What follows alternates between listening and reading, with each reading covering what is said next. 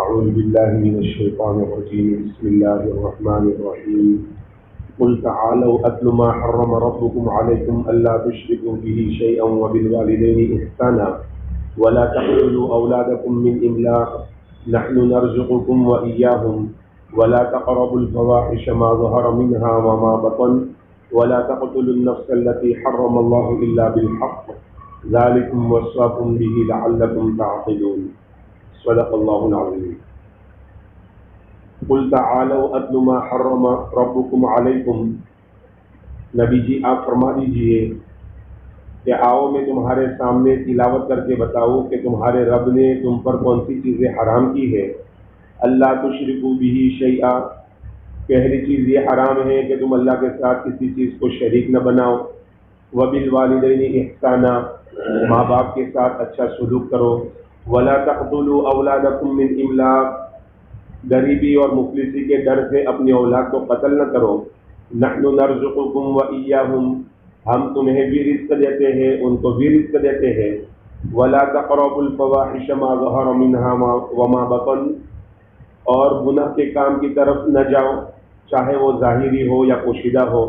ولا تقتلوا النفس التي حرم الله الا بالحق، اور اس جان کو قتل نہ کرو جس کو اللہ تعالیٰ نے تم پر حرام کیا ہے، ہاں البتہ حق کے شرع کی وجہ سے کر سکتے ہو. ذالکم وصاکم بہ لعلکم تعقلون، یہ وہ باتیں ہیں جو تمہارا رب تمہیں تاکیدی حکم دے کر کہتا ہے تاکہ تم کچھ بات کو سمجھو. اللہ رب العزت نے حضرت نبی پاک صلی اللہ علیہ وسلم کے ذریعے سے یہاں پر 10 باتیں بیان فرمائی. مشرکوں نے اپنی طرف سے قانون گھڑے تھے اور جب ان سے دلیل مانگی گئی تو دلیل نہ دے سکے. اللہ کے حبیب صلی اللہ علیہ وسلم سے اللہ تعالیٰ فرماتے ہیں کہ نبی جی آپ ان کو دعوت دو کہ ادھر آؤ، میں تمہیں بتاتا ہوں کہ تمہارے رب نے کون سی چیزیں تم پر حرام کی ہے. پھر 10 چیزیں اللہ تعالیٰ نے بیان فرمائی ہیں، اس میں کچھ چیزیں ایسی ہیں جو نہ کرنے کی ہے اور کچھ چیزیں ایسی ہیں جو کرنے کی ہے. نہ کرنے کی چیزوں میں پہلی چیز ہے اللہ تشرکوا بہ شیئا، اللہ کے ساتھ کسی کو شریک نہ بناؤ. شرک 3 طرح کے ہوتے ہیں، ایک ہے شرک فی الذات، دوسرا ہے شرک فی الصفات، اور تیسرا ہے شرک فی العبادات. شرک فی الذات، اللہ کی ذات میں شریک بنانا، جیسے قرآن کریم میں اللہ پاک نے دوسری جگہ پر بیان کیا ہے کہ مشرکین یہ کہتے تھے اور ان کا عقیدہ تھا کہ فرشتے اللہ تعالیٰ کی بیٹیاں ہیں، حالانکہ اللہ تعالیٰ نے سورہ اخلاص میں صاف طور پر فرما دیا لم یلد ولم یولد، نہ اللہ کے کوئی ماں باپ ہے نہ اللہ کی کوئی اولاد ہے. لیکن مشرکین کا عقیدہ یہ تھا کہ فرشتے اللہ تعالیٰ کی بیٹیاں ہیں، تو یہ اللہ تعالیٰ کی ذات میں شریک ٹھہراتے تھے. شرک فی الصفات یہ ہے جس طرح سے اللہ مشکل کشا ہے، حاجت روا ہے، بگڑی بنانے والا ہے، اولاد دینے والا ہے، بیماری سے شفا دینے والا ہے. ان لوگوں کے عقیدے بھی اسی طرح تھے کہ یہ ہمارے جو بت ہیں وہ بھی بگڑی بنانے والے ہیں، یہ بھی مشکل کشا ہے، یہ بھی حاجت روا ہے، یہ بھی اولاد دینے کی قدرت رکھتے ہیں. تو یہ اس طرح سے شریک کرتے تھے.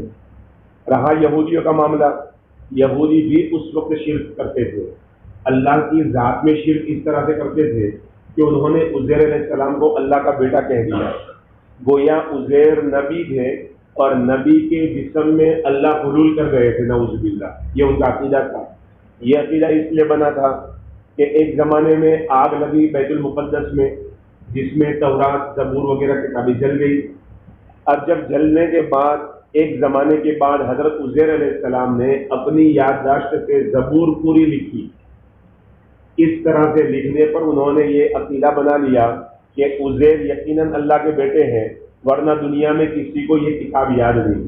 یہ قرآن کریم واحد ایک کتاب ہے کہ ہمارے چھوٹے چھوٹے بچوں کے سینوں میں بھی محفوظ ہے، ورنہ پہلے کوئی کتاب محفوظ نہیں تھی اور اللہ نے حفاظت کا وعدہ بھی نہیں فرمایا تھا. بہرحال اس وجہ سے ان کا عقیدہ تھا کہ عزیر علیہ السلام اللہ کے بیٹے ہیں. پھر شرک فی الصفات کا معاملہ کیا تھا؟ وہ بھی یہ کہتے تھے، یہودی بھی یہ کہتے تھے کہ عیسیٰ اور مریم بھی وہی قدرت رکھتے ہیں جو اللہ تعالیٰ رکھتے ہیں، یعنی یہ بھی بگڑی بنانے والے ہیں، اولاد دینے والے ہیں. تیسری قسم شرک کی ہے شرک فی العبادات، عبادت میں شریک کرنا. اور عبادت میں اس وقت شریک کیا جاتا ہے جب یہ عقیدہ ہو کہ جس کو بنایا جا رہا ہے اللہ کے ساتھ شریک، اس کے بارے میں یہ عقیدہ ہو کہ یہ عالم الغیب ہے، غیب کو جاننے والا ہے اور حاضر ناظر ہے۔ اللہ کے بعد اس کائنات میں سب سے بڑا مقام اگر کسی کا ہے تو وہ حضرت محمد رسول اللہ صلی اللہ علیہ وسلم کی ذات کا ہے۔ لیکن اللہ کے حبیب کو معراج میں بلا کر اللہ نے سارے باطل عقیدے ختم کر دیے۔ اللہ نے معراج میں نبی کو کعبۃ اللہ سے، مکہ کی سرزمین سے عرش پر بلایا اسے جاتا ہے جو موجود نہ ہو، جو حاضر ہوتا ہے اس کو بلایا نہیں جاتا۔ معراج کا واقعہ یہ بتاتا ہے کہ اللہ کے نبی عالم الغیب بھی نہیں اور اللہ کے نبی حاضر ناظر بھی نہیں۔ جب اللہ کے نبی اتنے بڑے مقام والے وہ اللہ کے ساتھ شریک نہیں تو اور کون ہو سکتا ہے؟ اس لیے کسی اللہ والے نے کہا، جس میں ہو عبادت کا دھوکہ مخلوق کی ایسی تعظیم نہ کر، جس میں ہو عبادت کا دھوکہ مخلوق کی ایسی تعظیم نہ کر، یہ حصہ خاص ہے خدا کا، اسے بندوں میں تقسیم نہ کر۔ اب چاہے آدمی یوں کہے کہ میں عظمت کے لیے جھک رہا ہوں، میں پیشانی جھکا رہا ہوں صرف عظمت کے لیے، یہ جائز نہیں ہے، کیونکہ پیشانی اللہ کے سامنے جھکتی ہے، اللہ کے علاوہ کسی در پر نہیں جھکتی۔ تو تینوں قسمیں اس کے اندر آ جاتی ہے شرک کی۔ اللہ کی ذات میں بھی شریک کرنا حرام، اللہ کی صفات میں بھی شریک کرنا حرام، اور عبادات میں بھی شریک کرنا حرام۔ یہ تینوں شرک کی قسمیں ہیں اور تینوں حرام ہیں۔ اگر مشرکوں کی زمانے کے اوپر اس وقت میں دور جاہلیت کے اوپر غور کریں، ان کے اندر عجیب و غریب بیماریاں تھیں، لیکن جب حالات آتے تھے، جب کشتی کے اندر پھنس جاتے تھے اور سمندر میں طوفان آتا تھا، اللہ نے قرآن کریم کے اندر بیان دیا، اس وقت وہ مخلص ہو کر اللہ کو پکارتے، ان کا یقین بن جاتا تھا اللہ کے علاوہ کوئی مدد کو نہیں آ سکتا، اور ہر حال میں اللہ ہی مدد کرتے ہیں، اللہ کے علاوہ کسی میں طاقت نہیں جو مدد کر سکے۔ لہذا ہر حال میں اللہ کو پکارنا، توحید کے اوپر جمنا، اور توحید اس کا نام ہے کہ اللہ کی ذات پر، اللہ کی صفات پر کامل یقین۔ ہم نے ایمان مجمل، ایمان مفصل پڑھا ہے۔ ایمان مجمل میں کیا ہے؟ آمنت باللہ کما ہوا باسمائہ وصفاتہ وقبلت جمیع احکامہ، میں ایمان لایا اللہ تعالیٰ کی ذات پر اور اللہ تعالیٰ کی صفات پر جیسے اللہ تعالیٰ ہے، ذات کے اعتبار سے یکتا، صفات کے اعتبار سے یکتا، اللہ کی ذات میں بھی کوئی شریک نہیں، اللہ کی صفات میں بھی کوئی شریک نہیں۔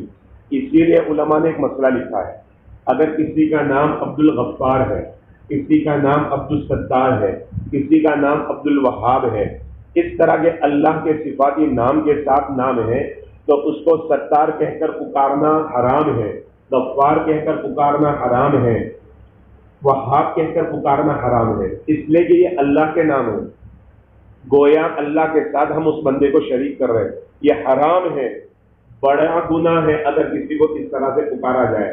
لہذا اگر کسی کا نام عبد الستار ہے تو پورا نام لیا جائے، عبد الغفار ہے تو پورا نام لیا جائے۔ عبد کا معنی ہے بندہ، یہ ستار کا بندہ ہے، یہ غفار کا بندہ ہے، یہ وہاب کا بندہ ہے، نہ کہ وہ وہاب ہے، نہ وہ ستار ہے، نہ غفار ہے۔ اس لیے ہمارے سماج میں بہت ساری کمیاں ہیں، ان میں ایک بڑی کمی یہ ہے، عام طور پر ہمارے یہاں اس طرح سے پکارا جاتا ہے، لہذا اس چیز سے بچنے کی ضرورت ہے۔ تو اللہ رب العزت پہلی برائی جو بیان کر رہے ہیں کہ دیکھو یہ ہم نے حرام کیا ہے، وہ ہے اللہ تشرکوا بہ شیئا، اللہ کے ساتھ کسی کو شریک